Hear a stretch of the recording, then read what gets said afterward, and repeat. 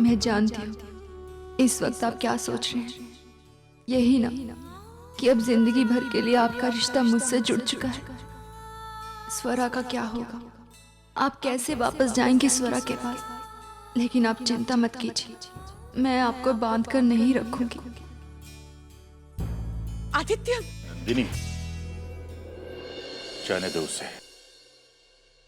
कुछ देर के लिए अपने आप में रहेगा तो उसके दिल का बोझ हल्का हो जाएगा।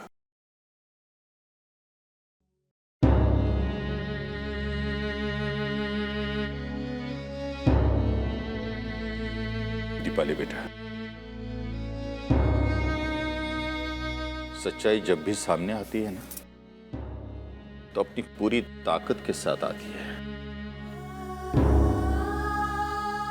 आज तक स्वरा की नफरत उसके जीने का सहारा बन गई थी, लेकिन आज वही उससे छीन ली गई है। लेकिन समय ये घाव भी भर देगा बेटा। रो मत बेटा।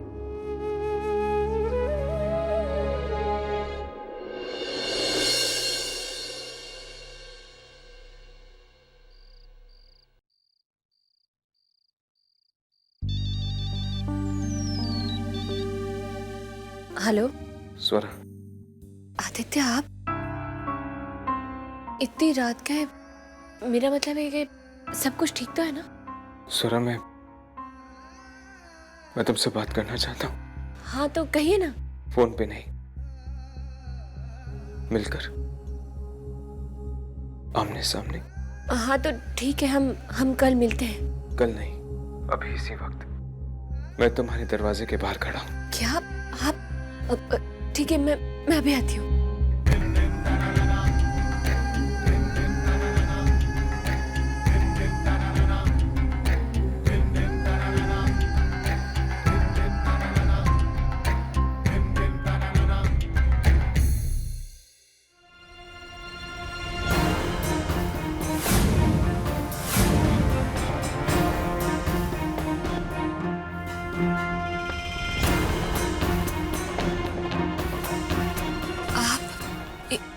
रात के क्यों इतना सब कुछ बर्दाश्त करती रही? क्यों उसी वक्त मेरे मुंह पे तमाचा मार के मुझे मेरी गलती का एहसास नहीं कराया तुमने? तुमने कोई गलती नहीं की थी स्वरा, फिर भी मैं तुम्हें सजा देता रहा और तुम सहती रही। स्वरा, तुम पे अविश्वास करने के पाप से मैं भले ही उभर पाऊं, लेकिन पिछले कुछ दिनों से जिस तरह का बर्ताव मैंने तुम्हारे साथ किया, उसके लिए मैं अपने आप को कभी माफ नहीं कर पाऊंगा स्वरा। 8 सालों तक रोज तुम्हें कोसता रहा मैं, और तुम उसी गहराई से मुझे प्यार करती रही। हर पल तुम्हें मेरी फिक्र थी स्वरा। मैं तुमसे सब कुछ छीनने के लिए उतारू हो गया था, और तुम मुझ पर सब कुछ लुटाए जा रही थी। मैंने तुमसे नफरत करने में कोई कमी नहीं छोड़ी थी, और तुमने मुझसे प्यार करने में कोई कमी नहीं छोड़ी। ये आप क्या कह रहे हैं?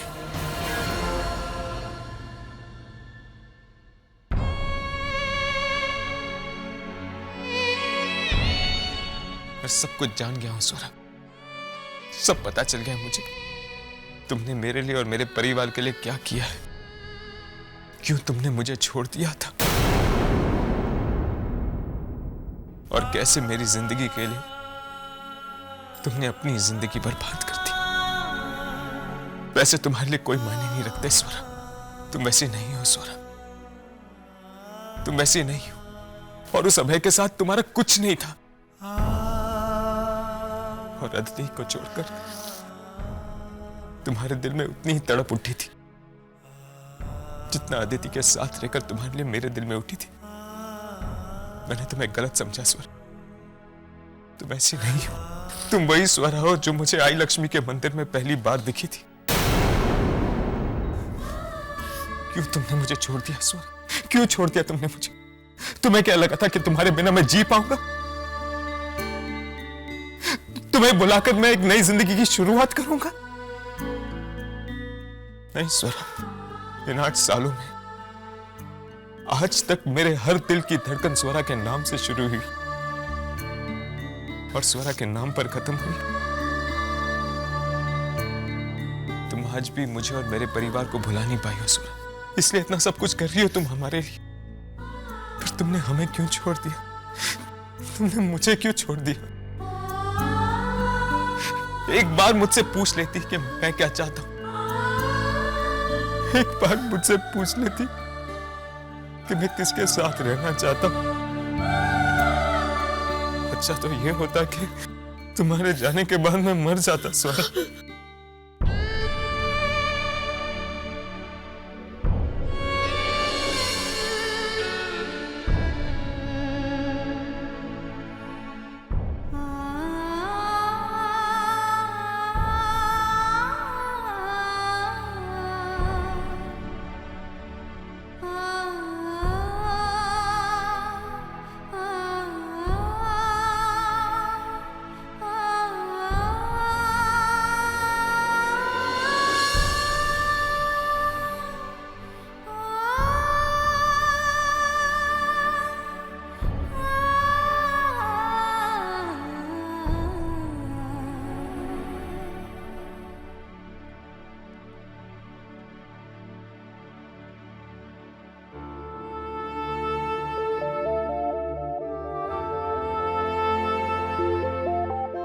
क्यों तुमने मुझे छोड़ दिया स्वरा? क्यों छोड़ दिया तुमने मुझे?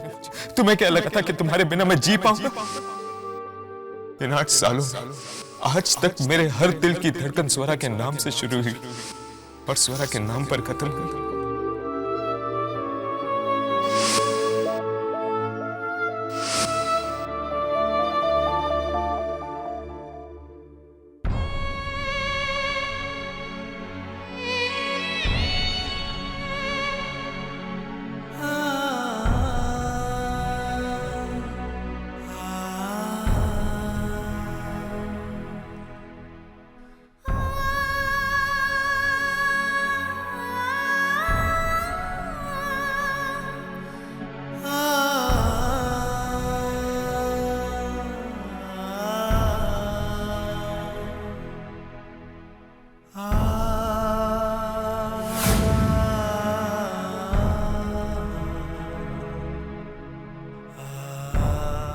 क्यों ये सब मेरे साथ ही? क्यों?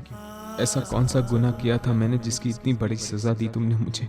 क्यों इस शख्स से इतनी नफरत करने पर मजबूर किया जिससे मैंने सबसे ज्यादा प्यार किया? स्वरा बेटा, सोई नहीं क्या? नहीं नहीं दाइमा, आइए ना, बैठिए। बेटी, तुझे क्या लगता है तू अपना आंसू पोंछ लेगी तो दाइमा को तेरे दुख की बात समझ में नहीं आएगी? के साथ शादी करने के फैसले के लिए कुछ सोच रही हो? सही है, इतना बड़ा फैसला सही है या गलत? आज तक तुम दोनों की दोस्ती को अचानक शादी का नाम देना सही है या गलत? आज तक दोनों बच्चों को माँ का प्यार दिया, लेकिन अब सही मायने में माँ बनना सही है गलत? ऐसा ही कुछ सोच रही हो बेटा? देख बेटा, आज मैं तुझे कहती हूँ कि तू जो कुछ कर रही है बिल्कुल सही कर रही है, और तेरे इस फैसले में मैं तेरे साथ हूँ। स्वरा बेटा, मेरी कोई बेटी नहीं है। तुझे मैंने पहली बार देखा तभी मुझे तेरे में ही मेरी बेटी नजर आई थी। तेरे इतने अच्छे बर्ताव से हम दोनों के बीच माँ बेटी का रिश्ता और गहरा हो गया है, और वो रिश्ते के नाते बेटा आज मैं तुझसे कुछ मांगने आई हूँ। देखी दाइमा, आप ऐसे क्यों बोल रही हैं? मांगिए ना। मैं चाहती हूँ कि जो दिन रोनित और आकृति की शादी है उसी दिन तुम्हारी और केके की शादी हो जाए। सच पूछो तो पता नहीं क्यों मेरे दिल में एक डर सा बैठ गया है बेटा। मैं अपनी प्यारी बहू को कोई भी कीमत पर खोना नहीं चाहती, इसीलिए तुझे जल्द से जल्द अपनी बहू बनाना चाहती हूँ। बनेगी ना? हाँ दाइमा, आप जैसा कहेंगे बिल्कुल वैसा ही होगा। मेरी बच्ची, मेरी उम्र तुझे लग जाए। लेकिन ये क्या दाइमा, अब खुशियों का स्वागत आंसुओं से करेंगे।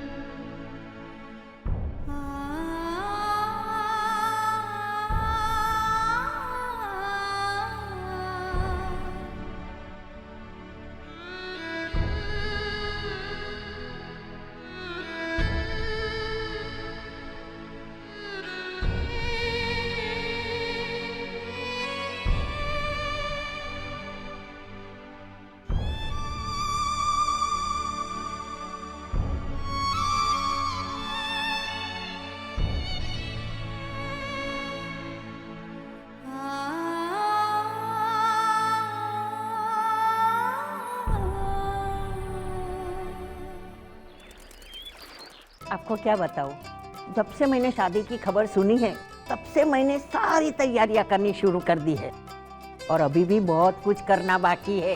जेवरातों से लेके पंडित तक सब कुछ अरेंज करना होगा। हाँ दाई माँ, हमारे यहाँ भी तैयारियां जोरों से शुरू है। सबसे अच्छी बात तो ये है कि दोनों की शादी एक ही दिन एक ही मुहूर्त पर हो रही है। इससे बड़ी बात क्या हो सकती है, क्यों? दोनों की मतलब? हाँ, मैं तो चाहती हूँ कि केके और स्वरा की शादी एक ही मंडप में हो जाए।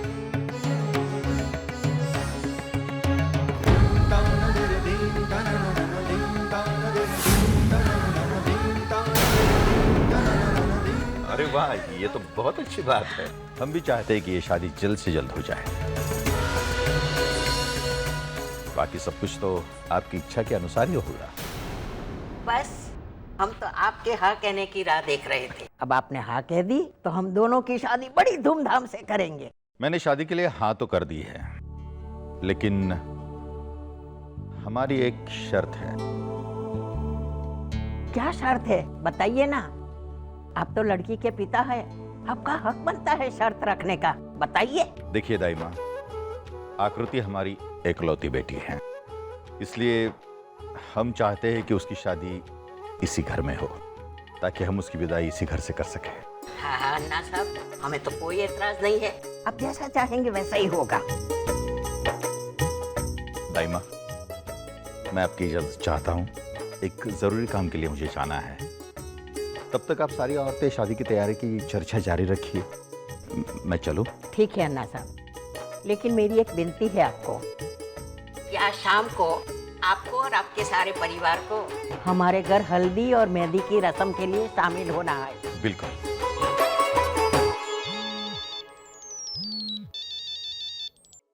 हेलो हेलो केके जी, मैं दीपाली बोल रही हूँ। अरे दीपाली, तुमने मुझे फोन की? नहीं, आई मीन मैं समझ सकती हूँ, मेरा आपको कॉल करना आपको अजीब लग रहा होगा। नहीं नहीं, ऐसी कोई बात नहीं है। मैं जानता हूँ तुमने जरूर मेहंदी फंक्शन के बारे में जानने के लिए फोन किया होगा। भाई, हमारी तरफ से सारी तैयारियां हो चुकी हैं, किसी भी तरह की कोई भी कमी नहीं होने देंगे। केके जी, दरअसल बात कुछ और है। मुझे आपकी मदद चाहिए थी। बात मेरे अपने बारे में है। मैं कुछ समझा नहीं। क्या हम कुछ देर के लिए आपके ऑफिस में मिल सकते हैं? हाँ, लेकिन आज तो घर में मेहंदी फंक्शन है ना, मैं घर से कैसे निकल पाऊंगा?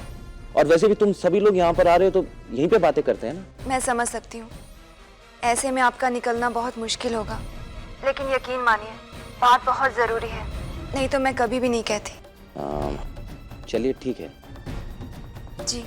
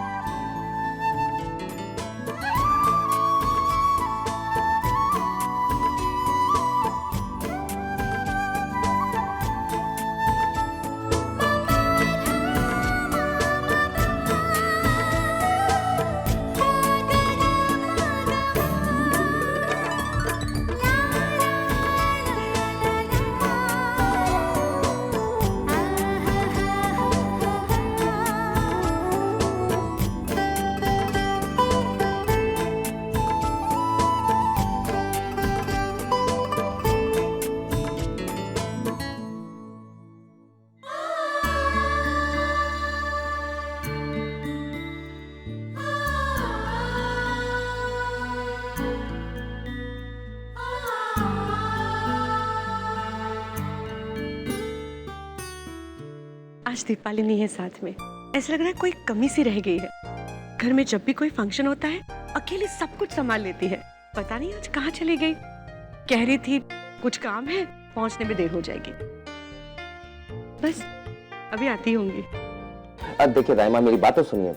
हाँ, मैं मानता हूँ मुझे इस तरह से ऑफिस नहीं आना चाहिए था, लेकिन दाइमा समझने की कोशिश कीजिए, बहुत ही इंपॉर्टेंट मीटिंग थी। हाँ हाँ, पक्की बात, मैं आधे घंटे तक घर पहुंच जाऊंगा। पक्का पक्का। हाँ, कम इन। अरे दीपाली, आओ आओ, मैं तुम्हारा ही वेट कर रहा था। बताओ क्या बात है? केके जी, इन 8 सालों में पहली बार आदित्य को स्वरा की असलियत का पता चला है। स्वरा ने ये सब कुछ पैसों के लिए नहीं, बल्कि उनके भले के लिए किया है। ये जान चुके हैं वो। स्वरा से नफरत करके उन्होंने कितनी बड़ी गलती की है, इस बात का भी एहसास हो चुका है उन्हें। एक ना एक दिन तो ये होना ही था। चलिए, तो अच्छी बात है। केके जी, मैंने बहुत सोचा है इस बारे में, और मुझे लगता है कि हमें उन दोनों को उनका प्यार लौटा देना चाहिए। देखिए ना, प्यार किसी और के साथ, रहस्ती किसी और के साथ। ऐसे तो ना स्वरा खुश रह पाएगी, ना आदित्य, ना आप और ना ही मैं। बल्कि जो दो लोग यकीनन एक साथ खुश रह सकते हैं, उन्हें एक हो जाना चाहिए।